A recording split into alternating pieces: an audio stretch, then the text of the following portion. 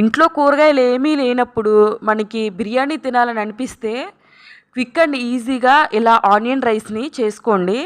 So దీనికోసం ఒక గిన్నెలో 2 స్పూన్లు నెయ్యి వేసుకొని బిర్యానీ ఆకు, లవంగాలు, కొంచెం దాల్చిన చెక్క, 2 ఇలాచి వేసుకొని ఫ్రై చేసుకోవాలి. తర్వాత ఆనియన్స్ సన్నగా కట్ చేసుకొని ఇవి ఎక్కువ ఫ్రై చేసుకోవాల్సినంత అవసరం లేదు, కొద్దిగా మగ్గించుకుంటే సరిపోయిద్ది. తర్వాత అల్లం వెల్లుల్లి పేస్ట్ వేసుకొని పచ్చివాసన పోయిందాకా ఫ్రై చేసుకోవాలి.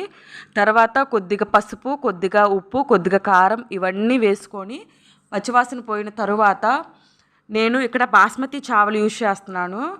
ఒక గ్లాస్ బియ్యానికి 1.5 గ్లాస్ వాటర్ పోసుకుంటే సరిపోయిద్ది. వాటర్ మరిగిన తర్వాత ఇలా బియ్యం పోసేసుకొని చక్కగా రైస్ ఉడికించుకోవాలి. చూడండి రైస్ ఎంత పలుకులు పలుకులుగా వస్తుందో, సూపర్గా ఉండిద్ది. ట్రై చేసి నాకు ఎలా ఉందో కామెంట్లో చెప్పండి. సబ్స్క్రైబ్.